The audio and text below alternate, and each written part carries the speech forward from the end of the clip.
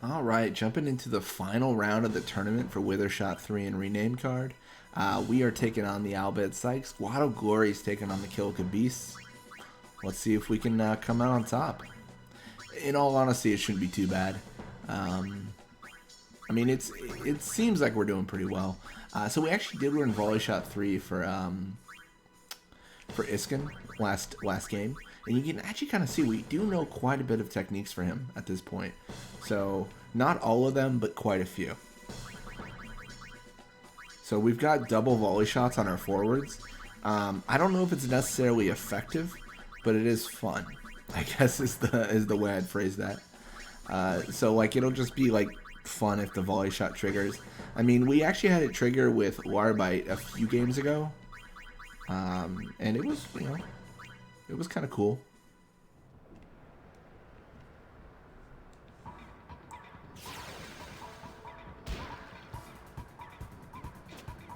I know that's a resounding like recommendation. I'm like, yeah, it was kind of cool. That volley shot was kind of cool. But yeah, it's more like if we have an unblocked ball, we can shoot it. And oftentimes those unblocked balls or whatever, they come from things like, you know, the level 3 shots. Like when we have like a level 3 shot that just doesn't make it in, then, you know, it triggers. Like it's a thing.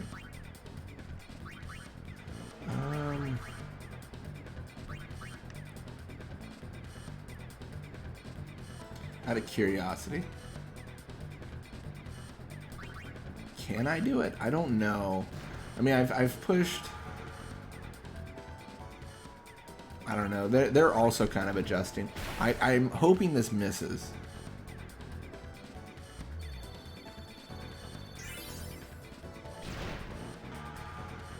Yeah, there it is. That's the strategy right there. That's what I wanted to showcase. Yeah, yeah. So you counter and then you do a level 3 shot, and then you have the volley shot happen. I didn't even, honestly, this is gonna sound dumb, I didn't even think about the fact that we had nap shot equipped. So that works even better than I anticipated. Maybe that is viable. That is rough. That is rough if you are the Bhed Psyches. You don't want to see that.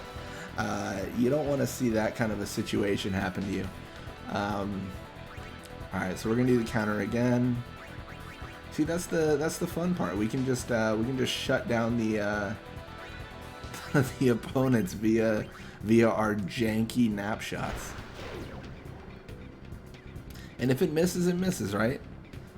Then you know, sometimes things just don't go as planned. Oh, we're gonna really try to trigger this. I want to make sure this doesn't go in.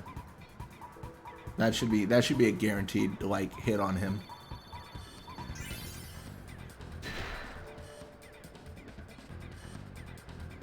Yeah, there it is. Okay, that's less cool. That would have been cool if it made it though. Hey, think about it, right? How cool that would have been. Oh man. It's so goofy doing that kind of strategy.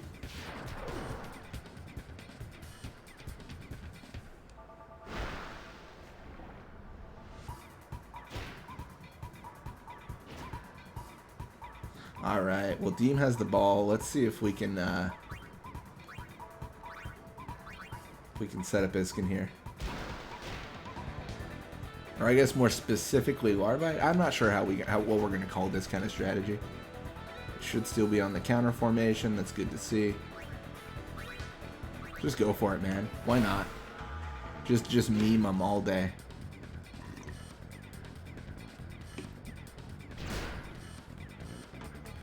Okay, okay. It's the end of the fun. It's the end of the fun. Volley shot did not trigger. I mean, it's not all bad, right? Like it had to end someday. Now we can just do a regular old boring shot. No flare or anything. Oh gosh, we might actually not get the opportunity. We're gonna pass to Warbite. This is looking grim, just for time. I don't know. Well, I guess it should be fine. We've got literally like 24 seconds. That's actually quite a bit. So Warbite should be able to make it here.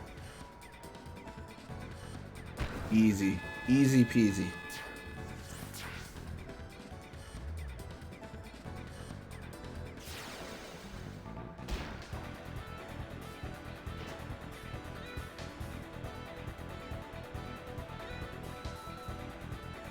And that's it. 2-0 going into halftime. So we are actually probably going to pull Deem off field duty and then have Nizrut take her place. I still think that makes sense. At least in my mind it does. So we're going to go for it and see what happens.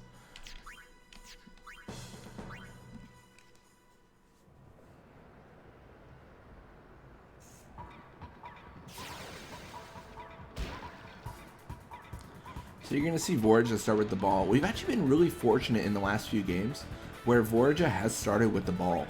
So it set us up to, I guess, really not even worry about the opposing team. Like, generally, they don't get set up to stop us in any way, and we just kind of hang out. Let's see if that continues to be the same thing. Yeah, I feel like the formation should reset to normal, but I could be wrong. Just to be safe.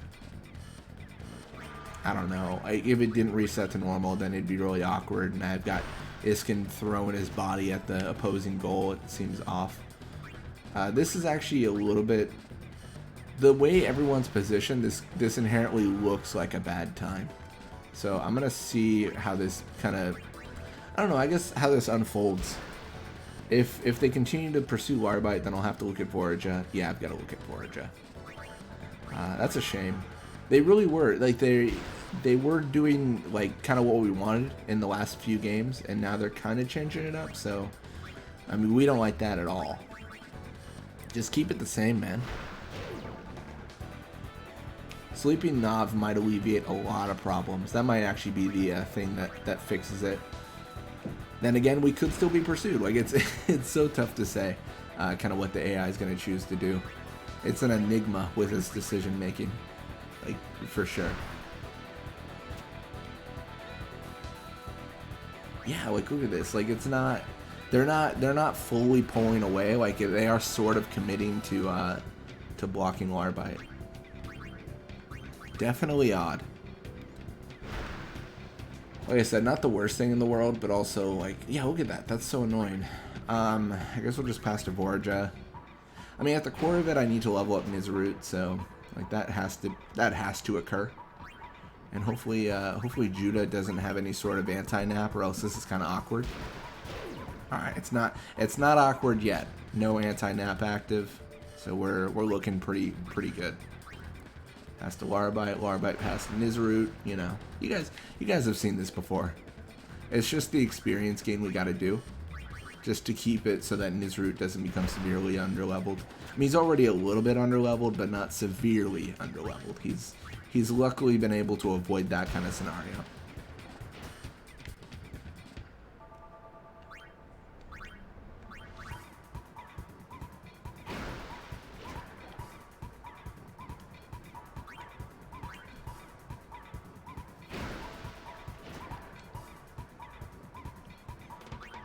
It's so funny because at this point it doesn't really matter their positioning because they really do have just no players to interact with us. It's definitely rough for them.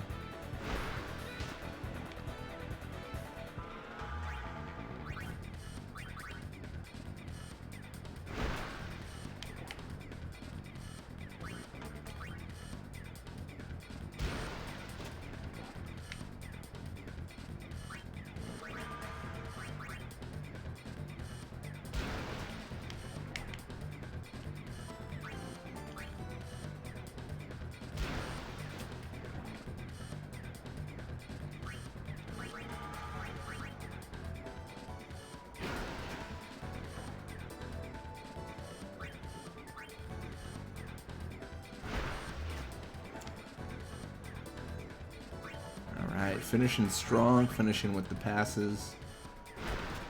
I think we might actually see another level up for Nizrut. I'm not really sure because I think he was like 50 something away last time, but he could be closer than I remember. I mean, he is going to get over 50 experience as well, so that is relevant. Like, maybe it doesn't matter, you know, at that point. But yeah, pass to Larbite, and that is actually going to end it, so it's going to be 2-0 for the final score. No big deal, right? Easy peasy. A little bit of experience for them, specifically 2. And a level up for Larbite, and a level up for Nizrut. So good stuff. Larbite level 68, more endurance, shoot, attack, HP. Nizroot level 63, more HP and pass, so not too bad. I mean, it's not exactly what we care for, but HP is always good. Zaziguado's contract, the Guado Gories, has expired. He's staying for 16 games. Nettis' contract expired, staying for 26 games. Nav Guado's contract expired. He is gone. And then Kyuri on the Bhed Psyches for 32 games. We 2-0 against the Psyches. And Kilika lose yet another game. 2-1 against the Gories. How far the mighty have fallen. And then we get top scorer. We actually didn't really care about top scorer, because it's like a rename card we win, I think. No one can learn Wither Shot 3. And we get a rename card. Cool. Anyways, thank you guys so much for watching. Hope you enjoyed it. And till next time.